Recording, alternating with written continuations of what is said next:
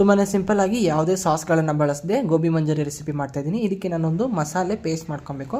ಇದಕ್ಕೆ ನಾನು ಒಂದು ಮಿಕ್ಸಿ ಜಾರ್ಗೆ 1 ಕಪ್ಪಷ್ಟು ಟೊಮ್ಯಾಟೊ ಹಾಕ್ಕೊಂಡಿದ್ದೀನಿ, ಮತ್ತು 1 ಟೇಬಲ್ ಸ್ಪೂನಷ್ಟು ಶುಂಠಿ ಬೆಳ್ಳುಳ್ಳಿ ಪೇಸ್ಟ್, ಮತ್ತು ಒಂದು 6ರಿಂದ 7 ಬ್ಯಾಡಗೆ ಮೆಣಸಿನ್ಕಾಯಿ ಹಾಕ್ಕೊಂಡಿದ್ದೀನಿ. ಸೊ ಇವಾಗ ಇದನ್ನು ಒಂದು ಬೌಲ್ಗೆ ಟ್ರಾನ್ಸ್ಫರ್ ಮಾಡ್ಕೊಳ್ಳೋಣ. ಸೊ ಈಗ ಇದಕ್ಕೆ 1 ಟೇಬಲ್ ಸ್ಪೂನಷ್ಟು ಕಾರ್ನ್ಫ್ಲವರ್, ಒಂದು ಅರ್ಧ ಟೇಬಲ್ ಸ್ಪೂನಷ್ಟು ಧನಿಯಾ ಪುಡಿ, ಒಂದು ಅರ್ಧ ಟೇಬಲ್ ಸ್ಪೂನಷ್ಟು ಖಾರ ಪುಡಿ, ಮತ್ತು ಸ್ವಲ್ಪ ಗರಂ ಮಸಾಲ ಹಾಕ್ಕೊಂಡಿದ್ದೀನಿ ಟೇಸ್ಟಿಗೋಸ್ಕರ ಅಷ್ಟೇ. ಈಗ ಇದಕ್ಕೆ ಸ್ವಲ್ಪ ಕಸೂರಿ ಮೇಥಿ, ಸ್ವಲ್ಪ ನೀರು ಹಾಕ್ಕೊಂಡು ಚೆನ್ನಾಗಿ ಮಿಕ್ಸ್ ಮಾಡಿಕೊಂಡ್ರೆ ಪೇಸ್ಟ್ ರೆಡಿ ಆಗುತ್ತೆ. ಇಲ್ಲಿ ನಾನು ಹೂಕೋಸು ತೊಗೊಂಡಿದ್ದೀನಿ. ಹೂಕೋಸನ್ನ ಒಂದು 2 ನಿಮಿಷ ನೀರಲ್ಲಿ ಚೆನ್ನಾಗಿ ಬೇಯಿಸಿಟ್ಕೊಂಡಿದ್ದೀನಿ, ಉಪ್ಪು ಅರಿಶಿನ ಹಾಕಿ. ಈಗ ಇದಕ್ಕೆ 1 ಕಪ್ಪಷ್ಟು ಮೈದಾ, 1.5 ಕಪ್ಪಷ್ಟು ಕಾರ್ನ್ಫ್ಲವರ್ ಹಾಕ್ಕೊಂಡಿದ್ದೀನಿ. ಸೊ ಇವಾಗ ಇದಕ್ಕೆ ರುಚಿಗೆ ತಕ್ಕಷ್ಟು ಉಪ್ಪು, 1 ಟೇಬಲ್ ಸ್ಪೂನಷ್ಟು ಖಾರ ಪುಡಿ, ಮತ್ತು 3/4 ಟೇಬಲ್ ಸ್ಪೂನಷ್ಟು ಧನಿಯಾ ಪುಡಿ, ಸ್ವಲ್ಪ ಗರಂ ಮಸಾಲ ಹಾಕ್ಕೊಂಡಿದ್ದೀನಿ. ಸೊ ಇವಾಗ ಇದನ್ನು ಚೆನ್ನಾಗಿ ಮಿಕ್ಸ್ ಮಾಡ್ಕೊಬೇಕು.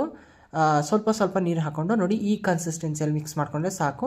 ಈಗ ಇದನ್ನು ಗೋಲ್ಡನ್ ಬ್ರೌನ್ ಆಗೋವರೆಗೂ ಫ್ರೈ ಮಾಡ್ಕೊಂಡು ನೋಡ್ಬೋದು. ಇಲ್ಲಿ ಎಲ್ಲ ಫ್ರೈ ಮಾಡ್ಕೊಂಡಿದ್ದೀನಿ.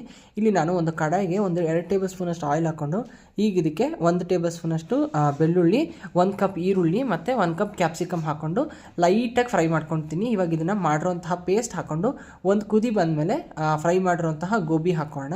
ಸೊ ಇವಾಗ ಇದನ್ನು ಒಂದು 2 ನಿಮಿಷ ಈ ಥರ ಸಾತೆ ಮಾಡಿಬಿಟ್ಟು ಚೆನ್ನಾಗಿ ಮಿಕ್ಸ್ ಮಾಡಿಕೊಂಡು ಅದ್ರ ಮೇಲೆ ಸ್ವಲ್ಪ ಕೊತ್ತಂಬರಿ ಉದುರಿಸ್ಕೊಂಡ್ರೆ ಸಿಂಪಲ್ಲಾಗಿ ಮತ್ತು ಟೇಸ್ಟಿಯಾಗಿ without sauce gobi manchuri ready ಆಗುತ್ತೆ.